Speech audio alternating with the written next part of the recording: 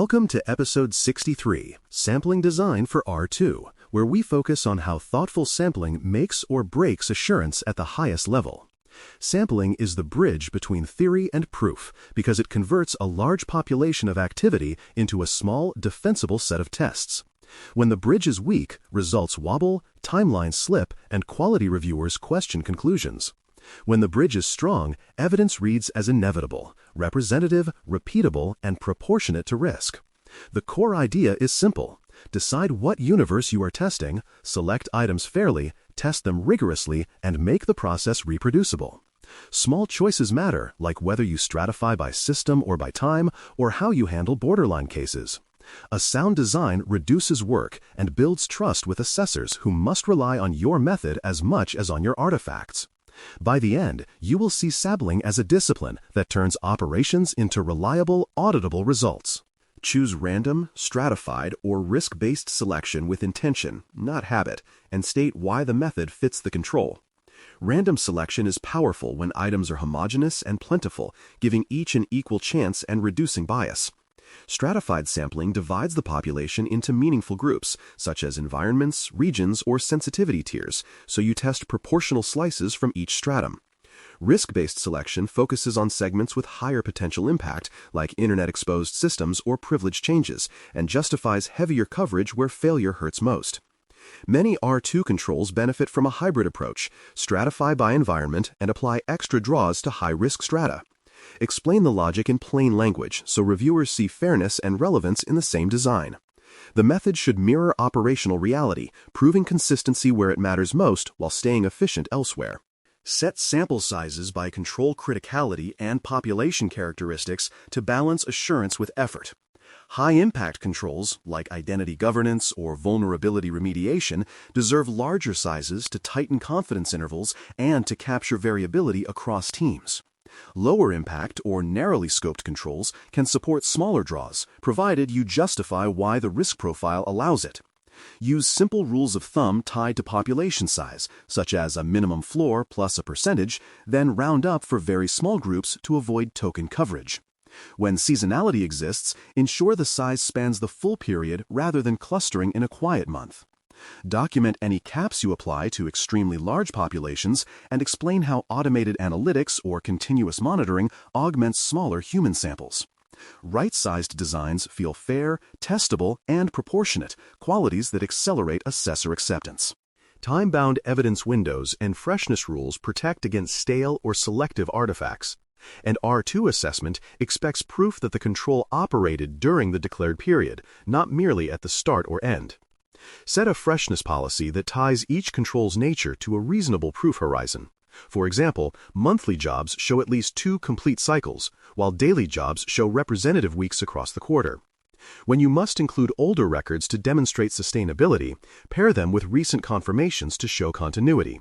If the operating rhythm changed mid-period, reflect that shift explicitly in your sample so results match reality. Freshness eliminates the suspicion that you cherry-picked a good day while hiding average performance. In practice, dating every artifact and mapping it to the window keeps scrutiny low and confidence high. Ensure selection reproducibility and traceability so anyone can recreate your list and reach the same items. Reproducibility starts with a frozen frame export, a documented filter, and a seed value for any random generator. Traceability continues with a simple ledger that records each transformation, from initial frame to final sample, noting exclusions with reasons like duplicates, decommissioned assets, or out-of-scope tags. Store the inputs and code snippets, even if they are simple spreadsheet steps, so a reviewer can follow the breadcrumb trail. When a sample item fails retrieval, replace it using the same rule you used to draw it, and record that substitution. These habits turn selection from a black box into a transparent utility. Reviewers rarely challenge outcomes when the path to them is clean, dated, and repeatable. Align samples to test procedures so every picked item can actually prove the control's objective. Begin with the test's verbs: verify, compare, reconcile, and ensure each sampled record contains the necessary artifacts. For access reviews, that means evidence of reviewer identity, date, scope, and sign-off, not merely a ticket number. For patching, it means before and after status or deployment logs tied to a specific device. If the test requires multiple perspectives, like configuration baselines and change approvals, confirm that the item exposes both. Remove items that cannot be tested due to missing fields, and replace them using the same selection rule, documenting each change. Alignment reduces dead ends, speeds execution, and produces conclusions that match the requirement's intent without guesswork. Include negatives and boundary conditions to verify that the control catches what it should not allow. Negatives are cases where the control should block, alert, or reject, like denied access requests or failed policy checks. Boundary conditions sit near thresholds, patches just at the deadline, accounts close to inactivity windows, or network rules at segment edges. Testing these edges demonstrates that the control is not only present but sensitive to limits. Choose a small, explicit portion of the sample for these cases and describe their purpose in the plan. When negatives and boundaries behave correctly, the control earns credibility beyond routine happy paths. When they do not, you find actionable insights before the quality review does, and you can remediate with clarity. Manage small populations and exceptions with principled adjustments that preserve fairness. When a population is tiny, test it entirely rather than pretend randomness adds value. If an item is unique or mission-critical, elevate it to targeted testing outside the sample and label it accordingly. For exceptions, systems retired mid-period, emergency changes, or vendor-driven anomalies, keep them in scope unless they are truly out of the population by your written definition.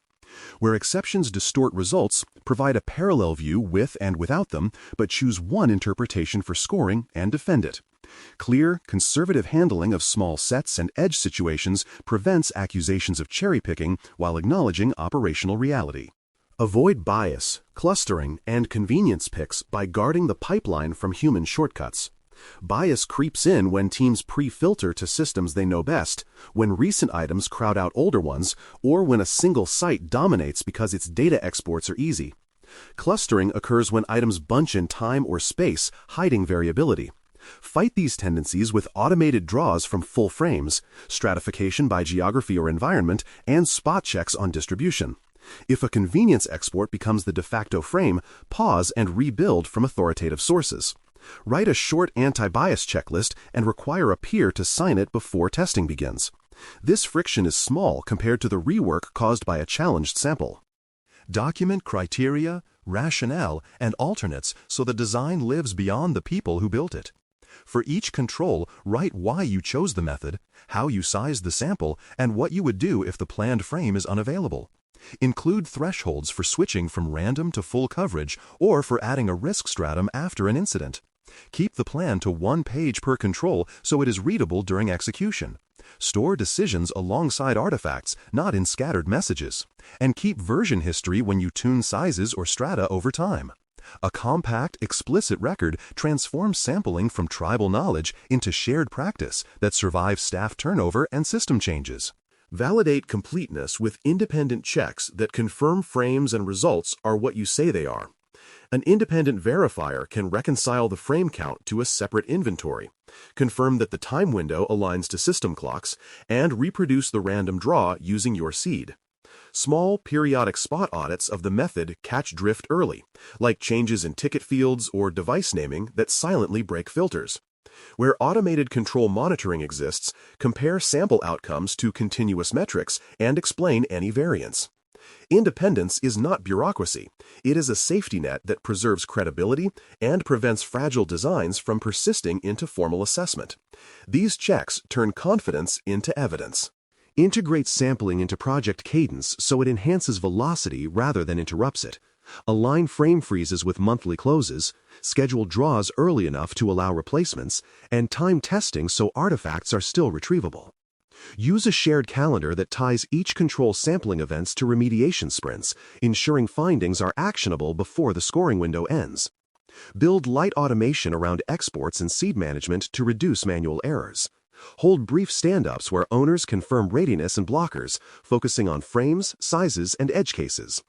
When sampling is part of the rhythm, the team spends less time arguing about lists and more time validating controls with steady, predictable throughput. A defensible and consistent sampling strategy is the quiet engine behind reliable R2 outcomes. Define universes clearly, select fairly, size proportionately, and keep every step reproducible and traceable. Align items to tests, test edges as well as norms, and handle small or exceptional cases with principled transparency. Protect the pipeline from bias, document choices and backups, and invite independent checks that strengthen the story. Finally, weave sampling into the project's routine so evidence accrues without last-minute panic. Do these things with discipline, and sampling stops being a hurdle. It becomes the most convincing way to show that controls work the same way tomorrow as they did yesterday across systems, teams, and time.